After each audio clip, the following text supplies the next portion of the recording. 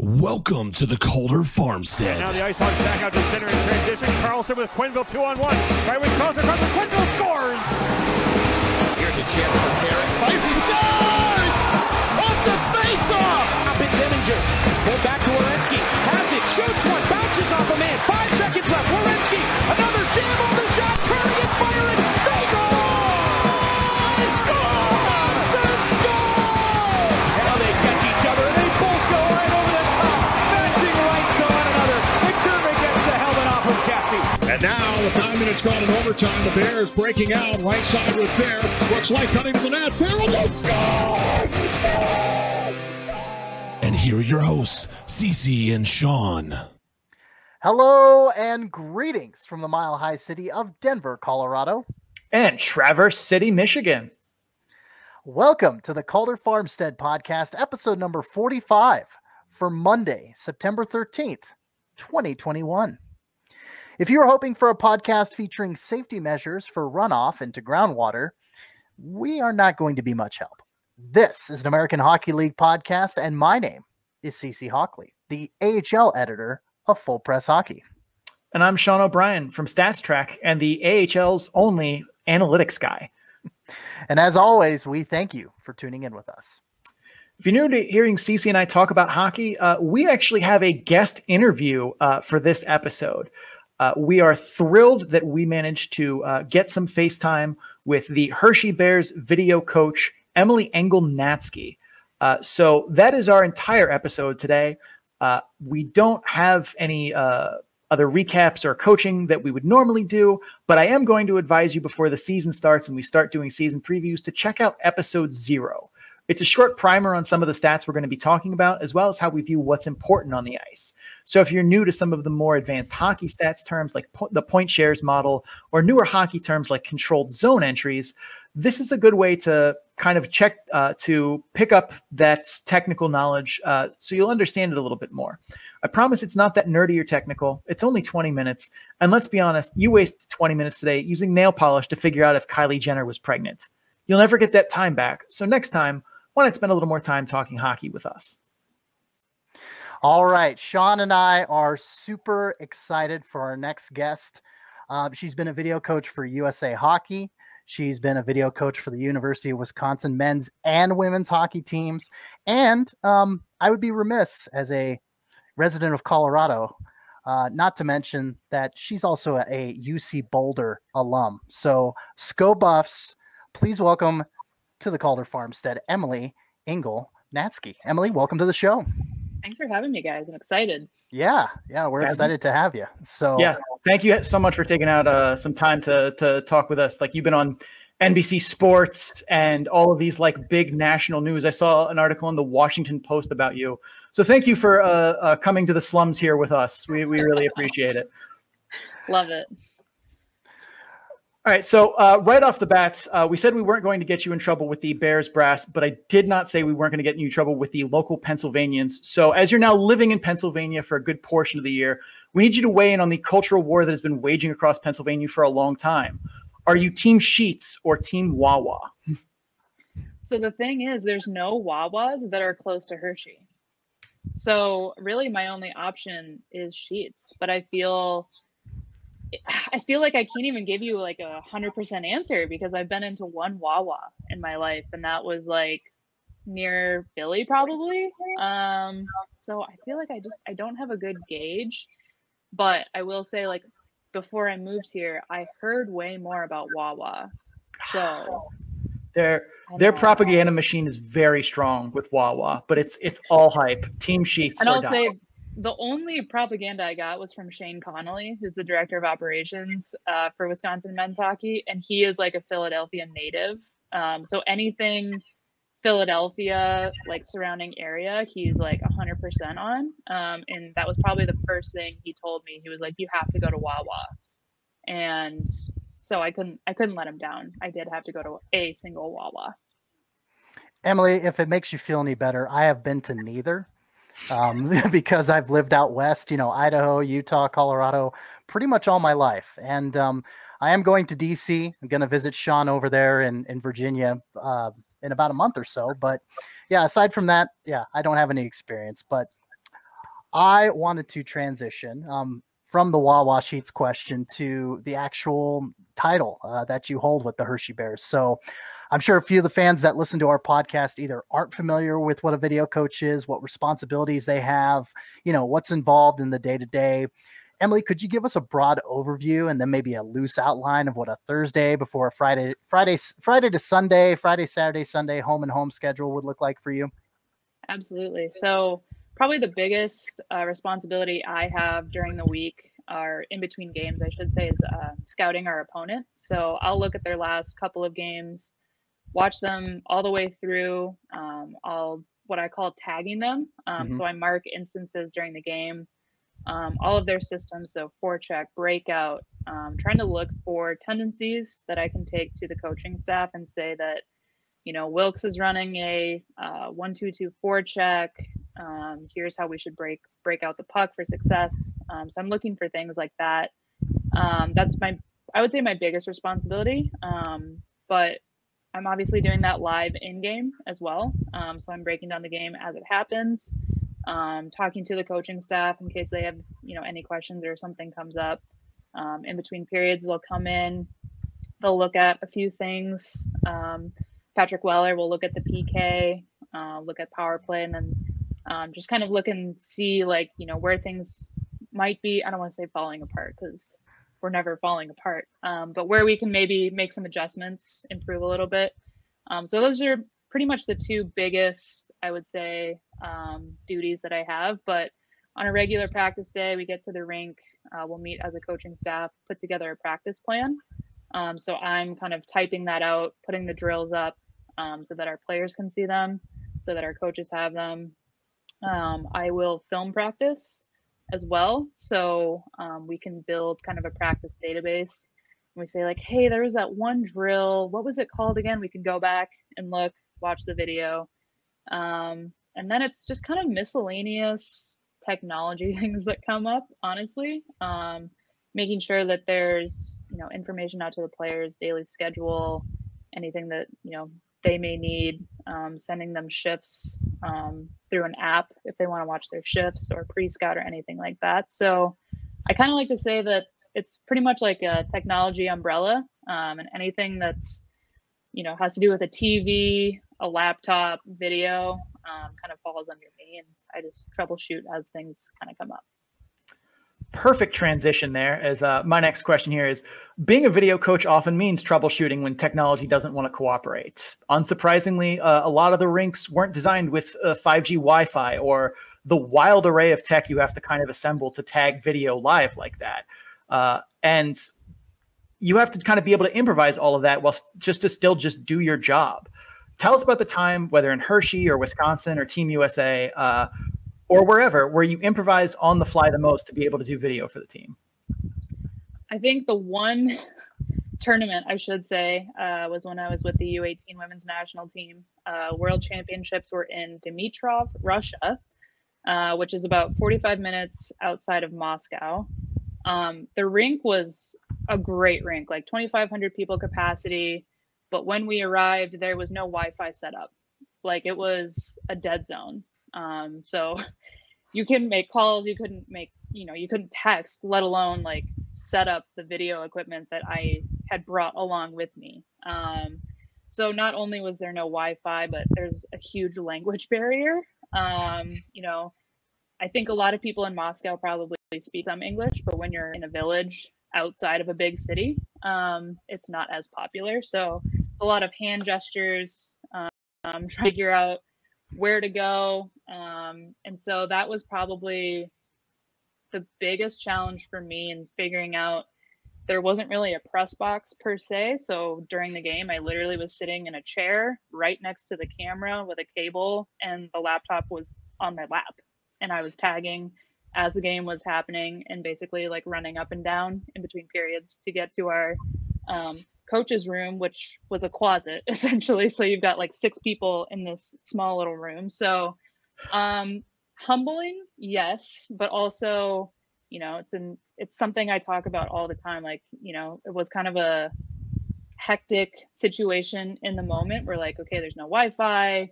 It's not really set up you know, let's say for like a world junior championship, that would, I mean, it would never happen. So yeah, small village in Russia, not the most technologically up to date, we'll say. That seems very fair, but like that's a huge feather in your cap to be able to MacGyver that situation into one that, well, not ideal, workable at least. For sure. I mean, you always, I like to think of it, I always at least at the bare minimum have like a plan B and a plan C. And sometimes you end up at plan D, plan E, you know, at plan F, the bus is on fire and you're just hoping and praying. But yeah, I mean, you always have a backup plan. You kind of have to expect that things are going to come up. It's technology. It's never seamless. So you kind of just have to learn that you stay calm in the moment when something happens. And you, like I said, you just always have a backup plan. Yep. So most video coaches have degrees in communications, kinesthesiology, sports management. A few have econ or stats backgrounds, which lends them to be more number monkeys like myself. One or two have a poli-sci or history degrees. You have a fine arts film degree, which is very not typical for coaches in these roles or coaches in hockey in general. Do you find that having that degree helps at all with video coaching, whether it's filming practice, working pre-scouts, understanding how to tell a story in film, using aspect ratios, anything like that? Absolutely. And I think a lot of it is kind of that technology background, understanding video codecs, frame rate, pixels, just simple things like that, I mean, we obviously learned as a film student, but it really comes into play when you are going to different rinks. There are different camera setups. Nothing is the same essentially. So you kind of have to think on the fly. And I go back to that knowledge base all the time. And especially, you know, adding in little clips here and there into a pre-scout to kind of lighten the mood maybe. So knowing how to pull those clips, put them into an edit, or making a pump-up video, you know, where it's the day before a game and, you know, a coach might come to you and say like, hey, you know, I think we're lacking a little bit of energy. Can you put something together really quick? For me, number one, it's fun. Like I love doing that. But two, I do have that knowledge base to kind of crank something out pretty quick. So it's definitely unique. I don't know that I've met another video coach that has a film degree or a film background, but it definitely comes into play a lot. Emily, you know, you've said in other interviews that you didn't know video coaching really even existed before you graduated from, you know, Colorado. What was the initial plan with your film degree, and what made you decide to go that different path into sports and into video coaching? I think before I knew that video coaching was a career, I wanted to do like E60s or sports documentaries. So I've always been a huge sports fan. I knew that I wanted to work in sports in some way, shape, or form. So kind of the general plan was, you know, work and do like sport documentaries. You know, like HBO had the road to the Winter Classic, I think it was. So kind of things along those lines, maybe, you know, using a camera or editing somehow. But once I realized that video coaching was a job, I've always loved kind of that team aspect. You know, I grew up playing hockey, grew up playing different sports. So being a part of a team is something I've always really enjoyed. So kind of being in that team atmosphere every single day was something I knew I wanted to do. And I've been really fortunate and really lucky to be able to do that. I can say, you know, as someone who spends a disproportionate amount of time going over AHL film, doing our like weekly previews and weekly recaps, that's changed like how I watch hockey as a fan, where now I can't unsee like, oh, F2 blew that coverage. Having a film degree, does that change the way you see movies in TV? Like, did you see the first Suicide Squad movie and just cringe the whole way through? Or are you able to like turn that part of your brain off and just enjoy like a good, bad movie? I guess it depends on the movie, and it might depend on like the acting as well. Like you can have like some pretty bad lighting setups or whatever. You can kind of like pick things apart. But if there's good acting, like you can be like, okay, at least there was good acting. But I definitely, like you said, I can't watch a hockey game like a normal person anymore. And it can be really hard to watch a movie or a TV show and not notice little things. even if it's scene to scene and you realize that it's not quite seamless, like something's just a little different. So I definitely pick up on those things. I just try to keep them to myself so I don't ruin the movie going experience for anyone else. I wish I was good at that. My wife and I have literally gotten to the point now where we'll point at the screen and be like, oh, continuity error. It's my wife and I do it too, because she was a communication arts major. So she spent a lot of time with like TV and media as well. So we both try to like hold back. But if there's something that's just egregious, we'll both look at each other and be like, this is just, I mean, what a joke. So what you're saying is you probably don't watch The Room very often in your house. You're familiar with The Room? And everyone. It was, of course. She was a film Yeah. major. What am I saying?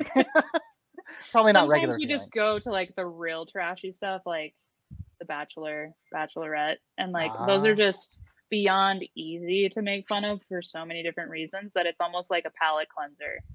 You know, like it's going to be bad. Yeah. You can expect it's going to be bad. Everything in moderation, right? Yes. So when you first started at Wisconsin, you were the basketball video coach, got hired 3 days before the start of the season. And you said you described the role of being a video coach is that you tag clips live. So at the end of the game, it's kind of all organized. I have to ask you, like, I know maybe two sports kind of okay. Basketball is not one of them. How do you tag events in a sport like that that's so detail oriented when you're, as you've admitted, not that familiar with basketball? I will preface and maybe a caveat saying that the staff was phenomenal because they knew that I didn't really know a ton about basketball. So they were very gracious to me, especially starting off. So it like, I think the first game was probably as basic as like offense, defense, like just two keys, offense, defense. And then kind of as the season goes along, you sit in enough video meetings where you pick up on things, you try and be a sponge, and you recognize that inbounds play is a horns or whatever they call it. So you kind of start to pick things up, and the coaches will even tell you like, hey, this is what we're talking about. So they kind of coached me a little bit as a video coach. But first and foremost, they were very gracious because I love basketball. I love watching it. But to know, like you said, the intricacies of it, I mean, knowing what I know now about hockey, like I can't imagine being in that role and not knowing basically anything about basketball. So I think I honestly just got lucky, and I relied a lot on the coaching staff and a lot on the men's basketball video coordinator, who was fantastic. And I could always go to him and be like, what does this mean? Like, I feel stupid asking the coaches, but what does this mean? And he, again, very gracious, would just nod his head and he would explain it. So he was great. Everyone was really, I guess, helpful in that whole process. Staying at your time, University of Wisconsin, pivoting from basketball, of course, to hockey. And there was a guy, I think he made his debut with Laval, and then he got called up to Montreal. It showed out with a few overtime, game winners and in the playoffs for the Canadiens. Oh, that's right. Cole Caulfield. Yeah, that guy. If you're not looking, you might miss him. Yeah, maybe. Well, hey, anyone with eyes can see that Cole can rip pucks bar down from literally anywhere, Emily. I'm absolutely positive he could go bar down from the parking lot pretty much. So with that said, what's something about him that we don't necessarily see from just watching his game tape that you got to see, well, in person there at Wisconsin? I think the first thing that stands out is his attitude. And people always say like, oh, he's always smiling. And literally he is. Like, you'd see him walking down the hall. He could be coming from, an hour-long workout, and he would smile and be like, what's up, Emily? So his attitude, I mean, he wants to be there. Like, maybe you call him a rink rat, but he loves being in the locker room. He loves being around his teammates and the coaching staff too. So he's just like, he's an easy person to be around. But when it comes time to focus, like he can flip that switch and go into game mode. But I think first and foremost, just like his attitude and the way he goes about everything is always positive. Another AHL relevant player that you got to spend a little bit of time with in Wisconsin is Alex Turcotte. He had a pretty good rookie season as part of the Black and Silver Bandits, as we dubbed them in Ontario, the young guns out there. Very different player from Cole Caulfield. He's more of a playmaker than a sniper, But what really sends his game to the next level is the work ethic that's just downright impressive. Is he more relaxed away from the rink? Because I imagine when you play that kind of high intensity game, it's mentally kind of hard to turn that switch on and off. What was Turcotte like away from the ice? Honestly, he was very similar to Cole. He loves being at the rink. Like, that's kind of his happy place. He loves to joke around with his teammates. So like you said, he's very like serious in the moment. But he likes to joke around with his friends, his teammates. But he's also laser focused, and it doesn't matter, again, if it's a workout, you see him in there and he's dialed in. You can look just by looking at him, like he's taking this seriously. And almost sometimes you have to tell him like, hey, it's okay. Like, you're having fun. Like, this is hockey. We're having fun, because he is so focused and he can get so intense in the moment. So sometimes you have to reel him in a little bit and be like, hey, it's all right. Like, it's going to be fine. We're having fun. And then he'll start joking around again. But yeah, he's a laser focused kid. He wants to do well. He wants to kind of make it and make a name for himself. So he's going to do whatever he can to make that happen. Go to kind of the younger guys, to a guy that's been in the AHL and has gotten a little taste of the NHL in Cameron Hughes. And he was never the guy at Wisconsin the way Turcotte and Caulfield were, but he really looked to break out this season with Providence. So, Emily, what about his time with the Badgers? Excuse me. What about his time there that said that he was going to be a guy getting looks at the NHL level?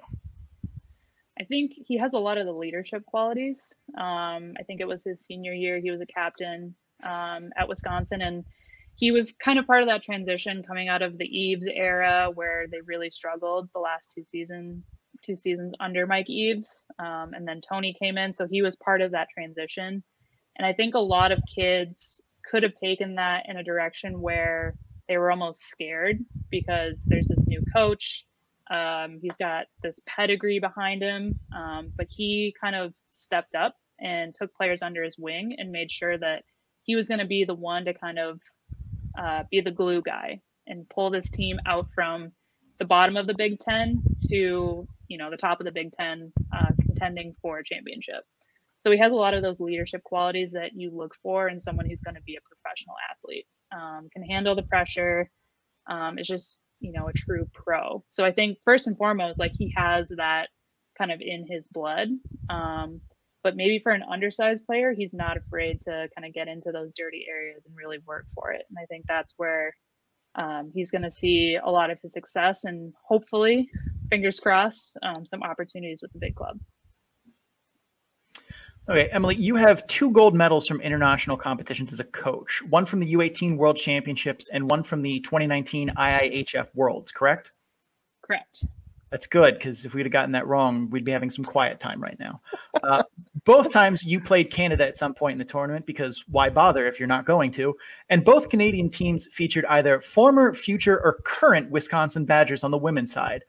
Was that awkward at all, coaching against them on such an important and big stage, and then coming back and seeing them like in the hallways in Madison being like, how was your tournament?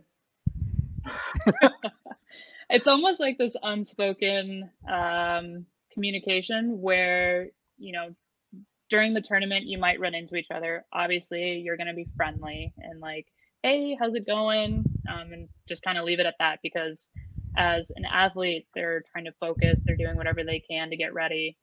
And same as a staff member, like, there's a lot of preparation that goes into things. So there's some friendly acknowledgement in the moment. And then you get back to Madison or wherever you are and you just smile. And there's like this, again, this silent, like, okay, we won the gold medal, you won the bronze medal, which in 2019 was, it was a huge upset for them to win a bronze medal. But you love them regardless. All those girls are great human beings, and it was always fun to coach them and talk hockey, but you kind of know, like, you just don't really talk about it, and that's okay. You had Women's Worlds this year where you had spouses facing off against each other on the ice. So, yeah, just be thankful that you didn't have to deal with that. in those tournaments for some sure. awkward dinner conversations maybe down the road. Oh, absolutely. So, honey, how was work? How was your workout today? You already know. Well, hey, Emily. So, gosh, looking at Michigan this year, the men's team in Michigan, how much relief do you feel that you don't have to try and prepare a Wisconsin men's team to play the Wolverines that feature 13 drafted players with seven of them being first round picks? I mean, at the same time, it's better to be the underdog.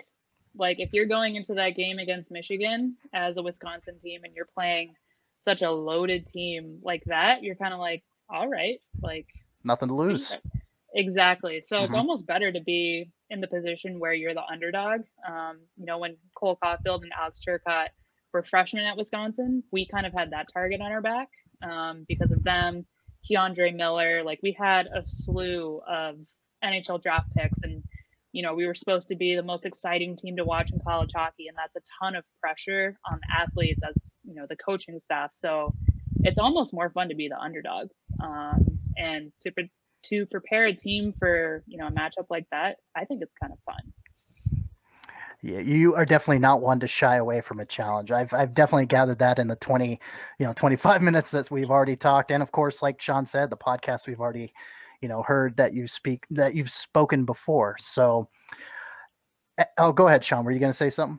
I was going to say, I mean, I having seen that Wisconsin team play against my Penn State Nittany Lions, I still have nightmares of Cole Caulfield. Yeah, I think a lot of teams do. Now he's just bringing those nightmares to the NHL, the Nightmare Hockey League, presented by Cole Caulfield. There you go. And his smiling face while he does it. The Cherubic Nightmare. That's a good nickname for him. There you go. Big Nightmare. All right. Cherubic Nightmare. I have to brand it. Brand it. Trademark by the Calder Farmstead.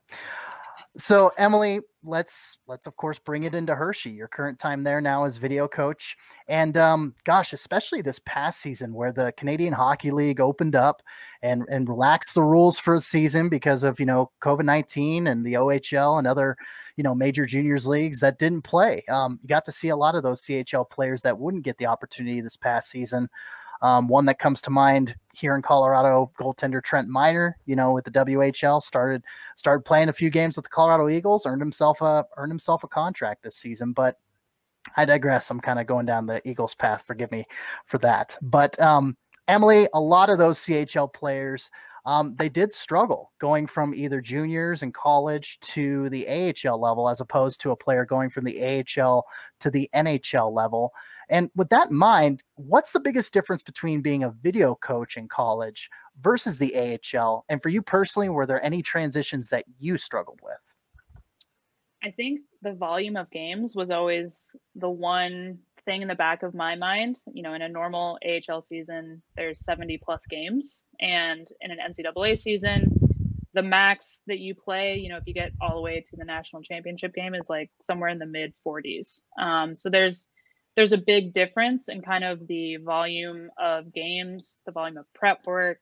And it's a much different schedule. So I think for me, that was going to be my kind of biggest challenge, is turning out those pre-scouts on a quicker basis. In college, we knew, okay, we have a game Friday, Saturday, Sunday's off, come back Monday. It was kind of the same schedule week to week, where now in the AHL, you might have a game on Wednesday and then you have Friday, Saturday, Sunday. So it varies a lot more. So for me as a video coach, I think just the volume of work was the biggest difference. And, for an athlete, it's probably very similar. In college, yes, you have school, so you have that aspect as well. But again, you kind of knew your schedule was going to be consistent week to week, day to day. In the AHL, it's going to look a little different. The practices might be a little harder. There's more media demands, perhaps. So there's different demands on the athlete. So I think, in general, it's just there's much more volume at a professional level. So one of the things that was probably a big turn for you coming into the AHL is that you got thrust into the spotlight because, like it or not, your hire got national attention. And I've always, as someone who will never get hired to, interviews and stuff like that, I always wondered if that put any pressure on you or influenced you in your decision to apply to take this job, knowing that some level of national media interviews and news articles like was going to be a part of it. Because I always imagine when you're, when you have that kind of historic hire, like Luke Prokop can't just tweet out what he did and then throw his phone into the lake and go, hang out for 2 weeks by the beach. Did that put any additional pressure on you or influence you of maybe I don't want this? I don't think, and maybe this is like a detriment to myself, I didn't even think about that ahead of time. I figured, being whatever the first female coach, like there would be some attention, but I didn't really expect the amount that there was, which ended up being exciting. Again, like having a film background, I never expected myself to be in front of the camera or be the one being interviewed. So it was kind of intimidating at first. And then, some of that imposter syndrome comes in a little bit and you're like, oh, okay, now there is pressure, like I'm the video coach, the only female video coach. I can't screw this up. But I think luckily for me, the staff that we have in Hershey and in Washington, they just made sure that I knew I wasn't hired because I'm a woman. I was hired because they thought that I would be the best person for this job. And so that kind of calmed me down. And once you get into a routine and into a rhythm, it kind of just, you forget about it. But I did not expect the media attention, but hopefully it's been a positive for, younger girls and younger boys who want to go into these roles or just see someone different than they might normally see. Well, and it's really funny that you mentioned, guys coming from, juniors into the AHL, man, their media availability is going to go up. Well, yours sure as hell did. It sure as hell went up quite a bit. So a little parallel there in your video coaching for sure, going from Wisconsin to Hershey. Speaking of going from Wisconsin to Hershey, how helpful was it in settling in and, coming to this new area in your life, not feeling like a strange place away from friends and family, to have a familiar face in the locker room with Eddie Wickow? It's great. I mean, Eddie was the captain my first season with men's and women's hockey. And he's first and foremost a great human being. So he was one of the first people when my job was announced. He reached out and he was like, oh, it's so great to have another Badger in the locker room. Can't wait to see you there. So it's definitely kind of eases the tension that you feel personally. Like you said, you don't know anybody, you're coming into a brand new environment. You feel like a little bit of an outsider at first before you kind of get the hang of things. But again, kind of having that one person where you can look at and know like, okay, I know this person, was really, really helpful. And again, he's just a great guy, easy to talk to. So right away we kind of saw eye to eye, talked about Wisconsin, the Midwest, and then it was Hershey hockey. What was one thing that you know now after having been through this year in the AHL that you wish you knew before you started in Hershey? Oh man, probably a lot of things. I think I expected maybe more, I don't know if pushback is the right word, but everyone was just so welcoming, and it was never a problem to be a female in like a male environment. And so that was probably way easier than I expected. And even just some of like logistical things, being in a locker room with, guys who have to change. Like it was just seamless. Everyone was super respectful. There was never any time where I felt uncomfortable at all. And I think a big credit of that is to Spencer Carberry, who from the very first meeting was like, we're all about respect here. Emily is a coach here. She will be respected. If that's a problem for you, like you can leave. So I think I expected maybe a couple of like awkward instances, or maybe there would be one guy in the locker room who just like would kind of brush me off, but that was never the case. Everyone was very professional, respectful, inviting. And that was, I think, probably a nice surprise. That kind of locker room mentality really doesn't surprise me, especially when the evidence is on the ice and you guys, winning the AHL regular season crown the way you did. So yeah, not surprising at all. Emily, speaking of the guys on the ice. In previous interviews, you've said that the video software you use to tag film can be accessed by players so that they review their shifts and so on. And you just said it a few times in our interview as well. So which Hershey Bears player do you think spends the most time reviewing video? And before you answer that, I'm going to probably guess Matt Molson. I think it might be Zach Fucale. Oh, wow. Always the goalies. I know. Right? I know. And like, maybe it's because I was a goalie. And so like, that's where my mind goes.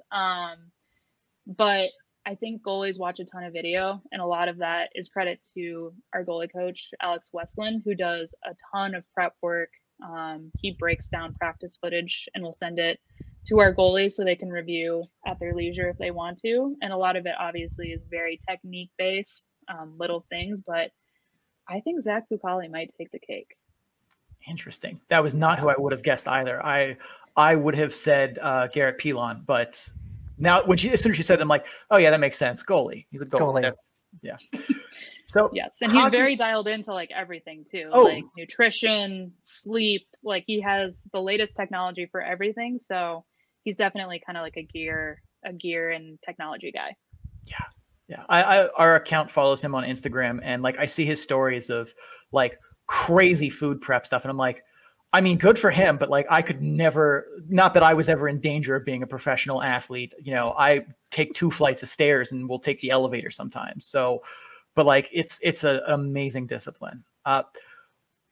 One of my favorite questions that we had for you here, and we did send this one to you in advance, is that hockey is by far of the major sports in North America to be the slowest to evolve and move forward, not just culturally, but also tactically. Also culturally, but tactically speaking, a lot of the stuff that we do in hockey, I do this, a lot of the stuff that gets used in hockey are tactics that are, decades old. If you could play mad scientist and try one new strategy or tactic on the ice for a season in the AHL, what would it be? I think it would be implementing, and not like all the time, but in certain instances, 4 forwards and 1 defenseman instead of 3 forwards and 2 defensemen.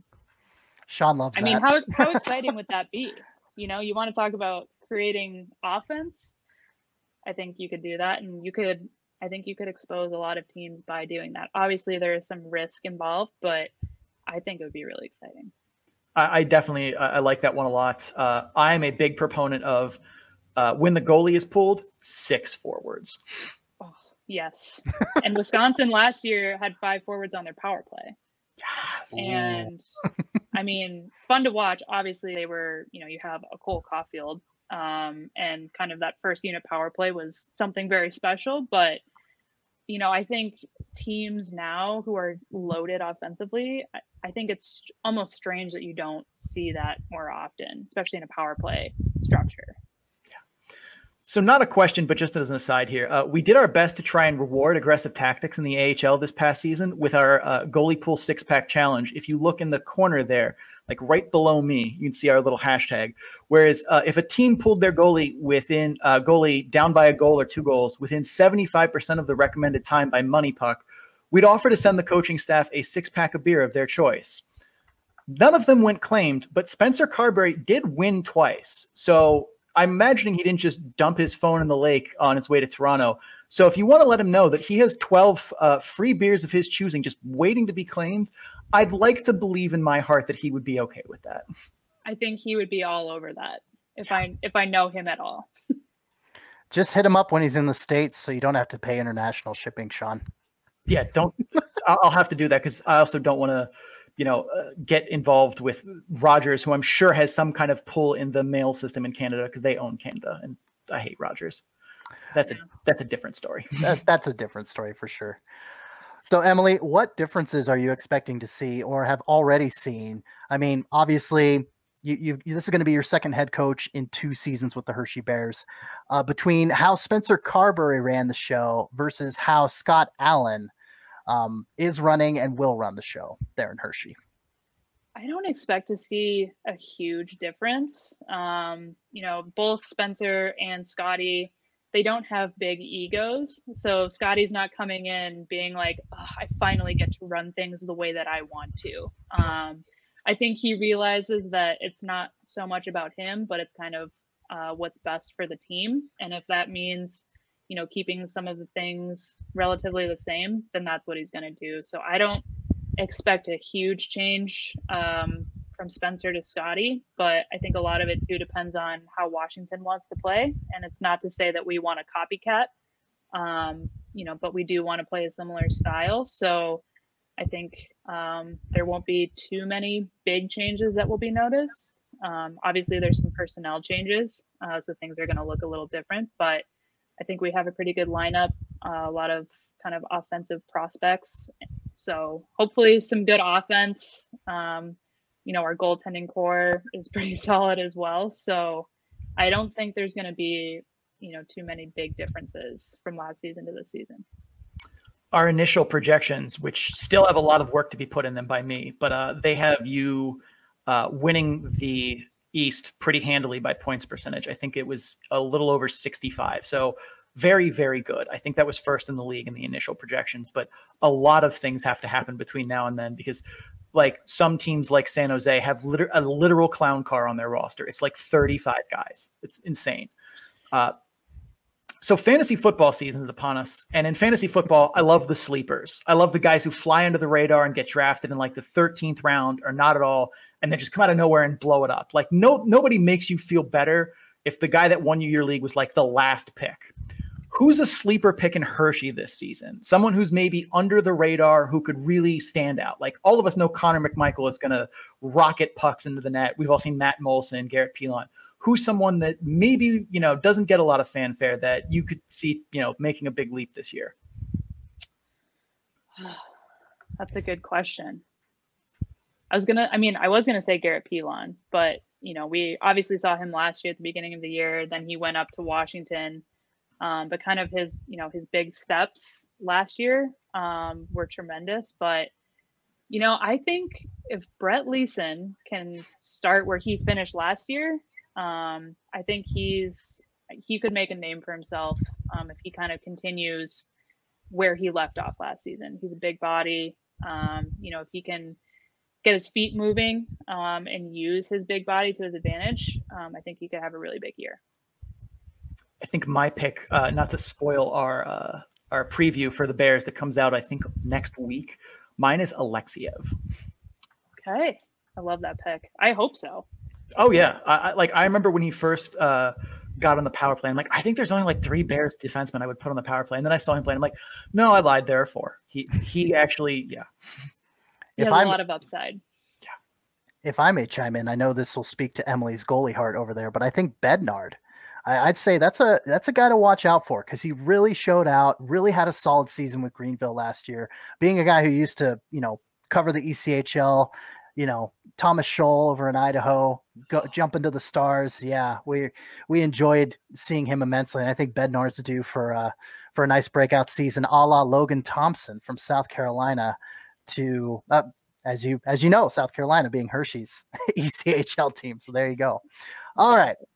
So another fun question for you, Emily. So what is your favorite spot so far to eat or order from in Hershey? I think my favorite would be the Chocolate Avenue Grill. Ooh, good answer.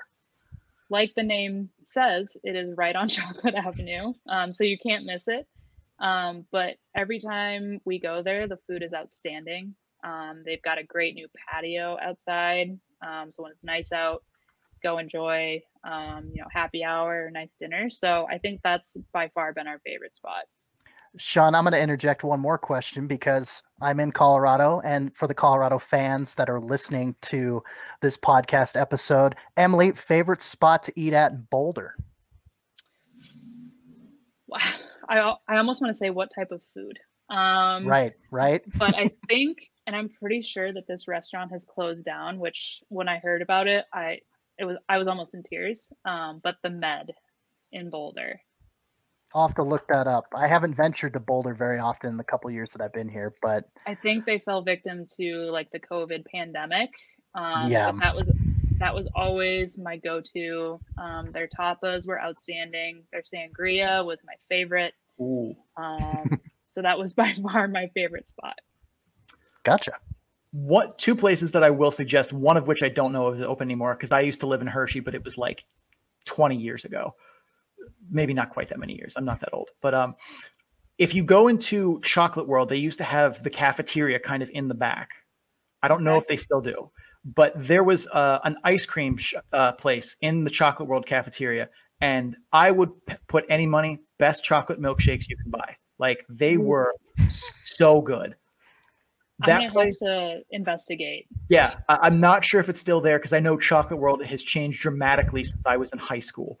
But those were like, every time we would go, and I've been to Hershey Park hundreds of times, but every time we would go, I would always sneak in. They were like $4. I'm sure they're like 50 now, but that and inflation definitely influenced the price there. That and Devon Seafood Grill, Ace's place, and it's like right behind the Chocolate Grill. I don't know if that's still there.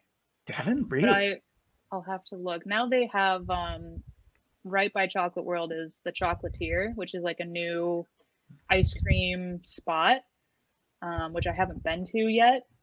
I think that needs to happen / change immediately. But I mean, it was packed over the summer. Like, you couldn't get in the door at any point in time. But I will. Did you say Devon's Seafood? Yep, Devon. It's a seafood grill. I went there for my birthday one year and been there a couple of times when I used to live in Hershey. Very good. I think it used to be right on East Chocolate Ave, like right by, like where you would turn to go over the bridge to like get to Hershey Park and to Giant Center and stuff like that. I haven't seen it, so I'm afraid that it may not be there. I know. All right. Have you been to Hershey Park yet? I haven't. Oh, well, I mean, to be fair, you've been kind of busy, and I don't know if they were even open. Are you a roller coaster fan? No, and that is why. My biggest fear is heights. Oh, I can't. So, yeah, and with, it was packed over the summer. I mean, I'm sure. During the week, it was packed. So also, like, the idea of crowds and being around that many people, we did not venture into the park. That probably, if especially given the amount of COVID protocols you're in, I'm sure that would probably be like an immediate violation of at least 4 of them. Correct. Yeah. Well, hopefully, someday in the future, you get to go. There are a lot of great roller coasters there. Even like, I'm not great with heights, but I think that's part of the fun of it for me, is scaring the crap out of myself. But I can understand how that's not everyone's cup of tea. I might have to do like some immersion therapy and just do it, and maybe I'll just get over it. It can either go one of 2 ways. It could be great, or it could be like the worst experience, and then I'll never do it again. And then I know. I had to do that in Houston. The generic ride where they take you up to the top of that big tower and then they just drop you. The Houston Astro World, Six Flags Over Astro World, rest in peace. Defunct now as of 2006. But yeah, I had to do that. I know it's been a while, but I had to end up doing that because I was terrified of heights, and I came off that ride. I was so pumped. So I hope that's the same case for you. If and when you decide to ride a roller coaster, that you just jump off and you're like, oh, that was awesome. I'll definitely report back and let you guys know. Please do. Please do. Well, hey, Emily, you have a presentation on September 17th at the Coaches Site Virtual Summit titled "Why Size Doesn't Matter: How Undersized Players Are Making an Impact." As a 5'4" gentleman, I appreciate that title. Without giving away the whole talk, can you give us a point or two as a teaser? As a teaser, absolutely. So I had to talk about Cole Caulfield, naturally. Coached him at Wisconsin. Now he's doing very well in Montreal.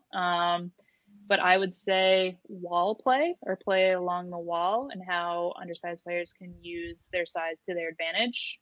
Getting leverage on bigger defenders is an area where you'll see players who are maybe undersized have a lot of success. Interesting. I might have to subscribe to the coaches site, like for more than just sneaking around on Twitter to see that, because we've had conversations about like smaller players and success. Sam Annis, a big topic of conversation like last year about why he's just racked up points at the AHL level but couldn't crack the NHL. And it was like, oh, he's 5'4". That's why. It's more complicated than that. Sure. All right. So as a film major, I feel like you have to have some good Netflix recommendations. Like that's a legal requirement for you with your degree. So what are some like maybe off the beaten path ones for Netflix or Prime or something like that? Because everyone knows Ozark is great. The Queen's Gambit is amazing. Amazing Mrs. Marvel, Mrs. Maisel. Yeah, that's like, so what's something that maybe like we all haven't heard of that you would recommend? I'm not sure if you like people who are listening have seen or heard of it, but Formula One, which I knew nothing about like race cars. It was never something I was interested in, but I had heard that this series was really interesting, and people who have watched the series are now invested in Formula One racing. But kind of the backstory and the political aspect of the teams, and honestly how much money is involved, and just overall like the film, the cinematography, we'll say film terms here, the editing. I watched the first season in like 2 days. So it's definitely a recommend for me. And the other show that I started was The Man in the High Castle. I love that show. I love that Prime show Video. so much. Oh my God. It's a little hard to watch. I'll be honest. Like I watch an episode and then I'm like, okay, well, I'm going to go watch Formula One for a little bit and kind of like make it's a lot myself, to take in. Yeah. It's a lot to take in, but it makes you think what would have happened, back in World War II if things hadn't gone the way they did. But another great show that I would recommend. I actually have one that I'm contractually obligated to anytime we talk about movies or TV. If you have not seen The Wire, I don't have words. That's the best show that's ever been on television. I will fight people over that statement. The second one I actually just found this past week with my wife, and it's not a serious show. It's a French language show on Netflix called Nailed It France, where they take like really incompetent bakers and they have them try and replicate these like ridiculously like detailed cakes in French. And it's hilarious. Like all of them are in on the joke that like, it's just a train wreck, but it's so fun. Have you watched the American version of Nailed I haven't seen the American version. I've only seen the French one. My wife is learning French, so she's trying to kind of immerse in the language and just dragged me into it. And the one day I was sitting there watching, I'm like, this is hysterical and insane. And like, we watched the whole, like, there's only 6 or 7 episodes. We finished that in like a day and a half. It's so fun. I might have to watch the French version because the American version is very funny as well. But when it's in a different language, I feel like, especially French, where things can be like so dramatic and you don't know a word of French, you're just like, it has to be great. Oh yeah. Like it's a lot of reading subtitles, but some of it is just, you could see a lot of the different culture in there, and it's some of it's really funny. Emily, so that spawned another question in my head before we wrap things up here. But so venues here, we've got such a unique situation here where you have the Hershey and Sean and the Colorado and me, and it's like when the two worlds collide, you get Emily Engel-Natzke. So it's like it's a perfect guest for the podcast because we both get to ask you Hershey and Colorado questions. So best concert venue, I'm sure maybe you're a little bit of an audiophile, and best movie theater here in let's just say along the Front Range, Boulder, Denver area, maybe even Fort Collins where you were born. True. Red Rocks, even though you would think being an outdoor amphitheater venue, the acoustics wouldn't be great, but every concert I've been to is phenomenal. It doesn't get any better. The last concert I went to was the Avett Brothers a couple of summers ago, and we had hail as we were waiting to get into the venue, and then they actually had to like pause the show for lightning. Still a great experience. It was amazing. It's Red Rocks. So I think that is by far my favorite music venue. Theater, CU the Fox? The Fox would be great. The Bluebird, I think it's called the Bluebird in Denver. Mm-hmm. I don't know if they're still showing like films or movies. but even some of the best were just like on CU's campus. And I mean, they have a film school, so like they have the resources, but they've got some pretty good setups there as well. I have to say, my first Red Rock show ever was just 2.5 weeks ago with Nathaniel Rateliff and the Night Sweats. And by God, are they showmen. They put on a hell of a show, and it was an awesome experience. So I would second that. Red Rocks Amphitheater is... And I think it's a stopping point for most musicians. So when they play there, there's like this extra element of like they recognize kind of the greatness that is Red Rocks. And it almost enhances the performance for them as well. So it's like a win-win for everybody. Agree 100% for sure. All right, Emily, it's been a real fun time, but I have one last question for you. Unless Sean decides to do okay.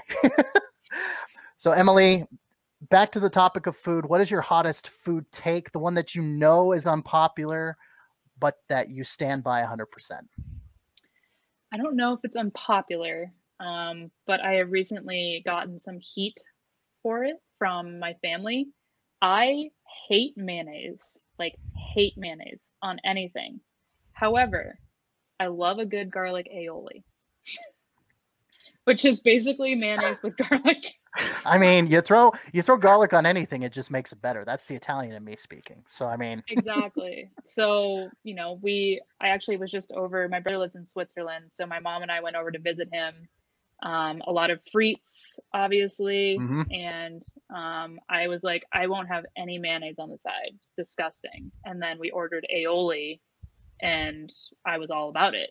And so my brother was kind of like, that doesn't make any sense. How can you hate mayonnaise but love aioli?